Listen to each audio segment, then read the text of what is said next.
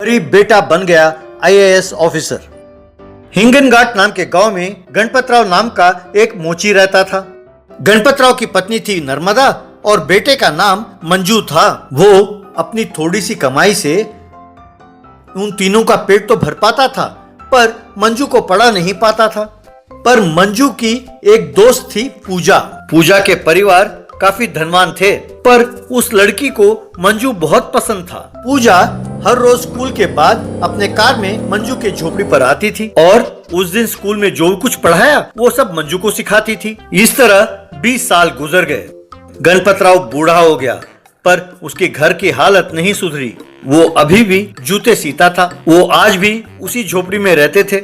एक दिन पूजा मंजू से, मंजू, मैंने कई बार तुम्हें कहा है कि तुम्हारे पढ़ाई के लिए मैं पैसे देती हूँ, पर तुमने कभी नहीं लिया। अब मैं आगे पढ़ने के लिए अमेरिका जा रही हूँ। इतने दिन जो मैंने तुम्हें सिखाया उससे तुमने डिस्टेंस एजुकेशन से डिग्री प्राप्त किया। अब मुझे चिंता ये है कि तुम आगे क्या करोगे। तुम चिंता ना करो पूजा, ज्ञान पैसों से ज्यादा बड़ा होता है और तुमने वो मुझे दिया है। मैं तुम्हारा ये एहसान जिंदगी भर नहीं भूल सकता। तुम खुशी खुशी जाकर अपनी पढ़ाई पूरी करके आओ, मैं कुछ ना कुछ कर लूंगा। पूजा की आंखें नम हुई और वो वहां से चली गई। पिताजी को इस बुढ़ापे में भी जूते सीते हुए देखकर मंजू बहुत दुखी होता था। उसने फैसला किया कि घर की जिम्मेदारी अब वो संभालेगा। उस दिन से मंजू अपने पिताजी को पास बिठाकर वो खुद जूते सीता था और जूते पॉलिश करता था। बेटा, तुम्हें देखकर मुझे काफी दुख होता है बेटा। औरों की तरह मैं अपने बेटे को पढ़ा नहीं पाया। ये क्या कम था, अब मैं तुमसे जूते भी सिलवा रहा हूँ। भगवान करे कि मेरा जैसा पिता किसी और बेटे को ना मिले।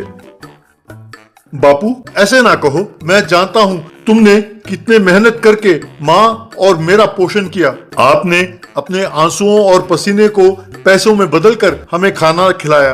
तुम्हारी ये मेहनत व्यर्थ नहीं होगी बापू, तुम चिंता ना करो। जो जैसा होना होगा वो वैसा ही होगा।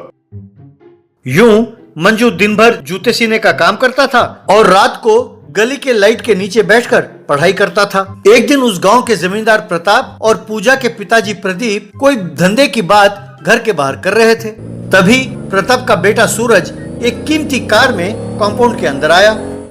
उसे देखकर प्रदीप, प्रताप जी, अगर आपको एतराज ना हो तो क्या हम इस बिजनेस पार्टनरशिप को रिश्तेदारी में बदल लें? इससे बढ़िया और क्या बात हो सकती है प्रदीप जी। पर एक बात है, मेरे बेटे को पढ़ाई रास नहीं आई, ना ही बिजनेस करने की अकल है। आपको एतराज तो नहीं है ना?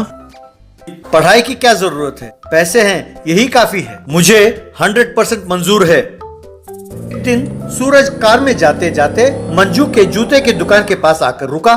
सूरज मंजू से, ये बाटा कंपनी वालों ने मेरे लिए खास जूते बनाए हैं। इनकी कीमत 2 लाख रुपए है, ध्यान से पॉलिश करना। कहकर उसके कंधे पर पांव रखा। साहब, कंधे पर पांव रखेंगे तो पॉलिश करना मुश्किल होगा साहब। जरा सिर पर रखिए तो अच्छा पॉलिश करके दूंगा। तब सूरज ने उसे जोर से लात मारा। मंजू लोटनी खाते हुए जा गिरा। क्यों, ज्यादा आकड़ है? अरे पांव तुम्हारे कंधे पे रखा तभी गुस्सा आ गया। अब जूतों का पॉलिश तुम अपने जीभ से चाट कर करोगे, नहीं तो तुम्हारे हड्डी पसली एक करके तुम्हें इस गांव से बाहर कर दूंगा। हताश होकर मंजू ने अपने जीभ से चाटकर उसके जूते का पॉलिश किया। ये देखकर गणपतराव बहुत दुखी हुआ। 1 साल बाद पूजा अमेरिका से पढ़ाई कर लौटी। तब प्रदीप ने पूजा को रिश्ते के बारे में बताया। पूजा समझ नहीं पाई कि वो क्या करे। पूजा तुरंत गणपतराव के पास आई और मंजू के बारे में पूछा। पता नहीं बेटा, 6 महीने पहले मैं शहर जाता हूँ कहकर वो यहाँ से चला गया। जब तक वो चिट्ठी लिखता रहता है, बस ये नहीं बताता कि वो रहता कहाँ है, करता क्या है। मुझे भी चिंता खाए जा रही है बेटा।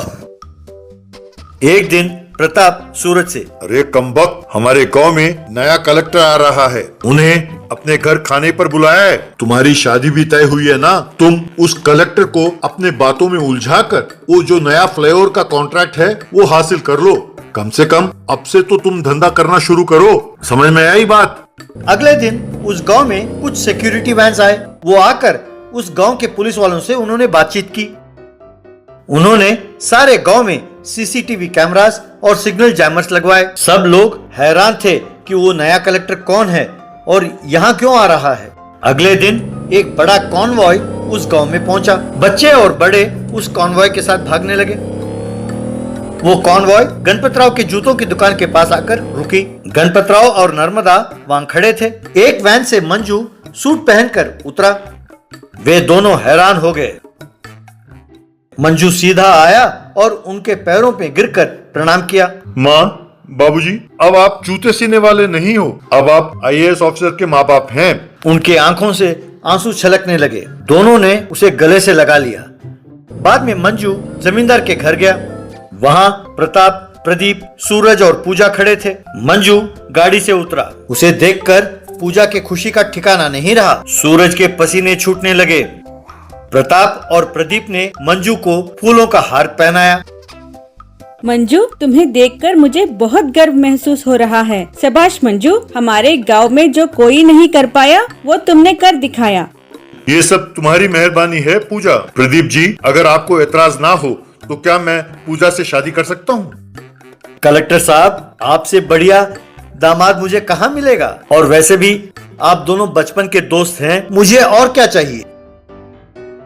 फिर मंजू सूरज से, सूरज, मुझे तुम पर कोई गुस्सा नहीं है। मैंने तुम्हारा फ्लाईओवर बनाने के लिए एप्लीकेशन देखा। कोटेशन अच्छा है, वो मैं तुम्हें ही दे रहा हूँ। अच्छी तरह बिजनेस करो और बढ़िया कॉन्ट्रैक्टर बनो। सूरज की आंखें भर आईं और उसने मंजू को प्रणाम किया। प्रताप भी बहुत खुश हुआ। इस तरह मंजू और पूजा की शादी बड़ी धूमधाम से हुई। Miniature food. मानला नाम के गांव में अग्रवाल नाम का एक व्यक्ति रहता था। उसका एक ऑफिस था जिसका बोर्ड लगा था गोलमाल इवेंट मैनेजमेंट।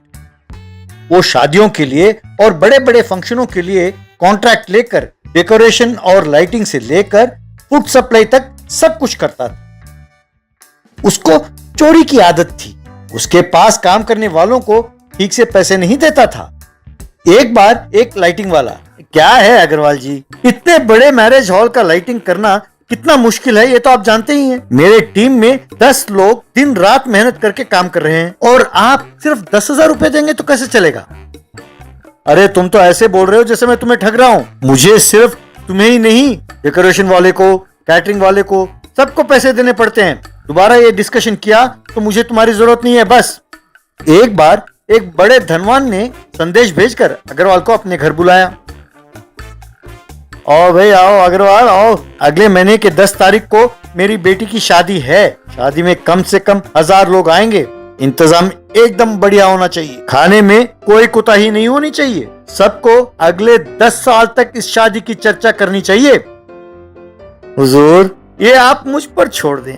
एक साधारण से शादी में 26 किस्म के व्यंजन देता हूँ। एक प्लेट का 500 रुपए लेता हूँ, पर आपके लिए खास 56 भोग होगा। एक प्लेट का 800 रुपए दीजिए बस। डेकोरेशन के लिए बाहुबली सेटअप लगाऊंगा। कैमरा और लाइटिंग के लिए मुंबई से स्पेशल कैमरामैन को बुलाऊंगा। बस ड्रोन शॉट भी लेंगे। हॉलीवुड, बॉलीवुड वगैरह इस शादी की वीडियो देखकर दंग रह जाएंगे। धनवान ने खुश होकर अग्रवाल को एडवांस दिया। बाद में अग्रवाल से एक कैटरर, क्या 56 भोग 250 रुपए में देना होगा? ये तो ज्यादती है। इस रेट पर तो कोई भी नहीं दे सकता। तुमसे नहीं होगा तो रहने दो। इस दुनिया में तुम अकेले हो क्या जो खाना बनाने में माहिर है? चलो चलो जाओ, कहकर उसे डांटा। वो जाने लगा तो एक और व्यक्ति अग्रवाल के पास आया।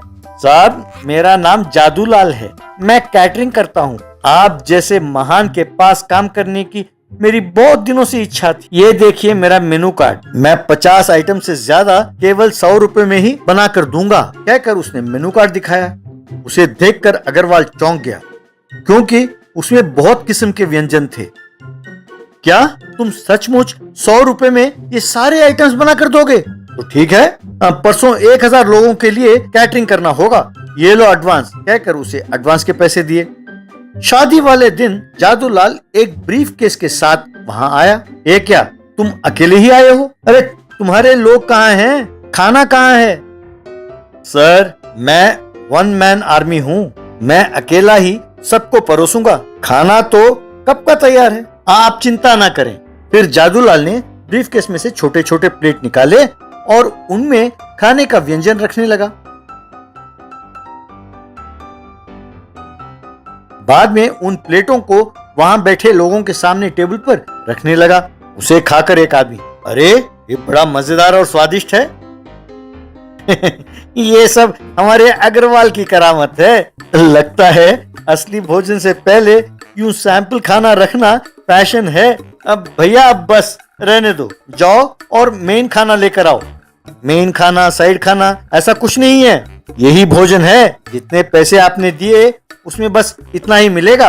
अरे तू है कौन, बात क्या है समझाओ। तब जादूलाल ने अग्रवाल के धंधे का पोल खोला। बस सबने मिलकर अग्रवाल को खूब मारा। तब से अग्रवाल में परिवर्तन हुआ और वो मेहनत और ईमानदारी से काम करने लगा।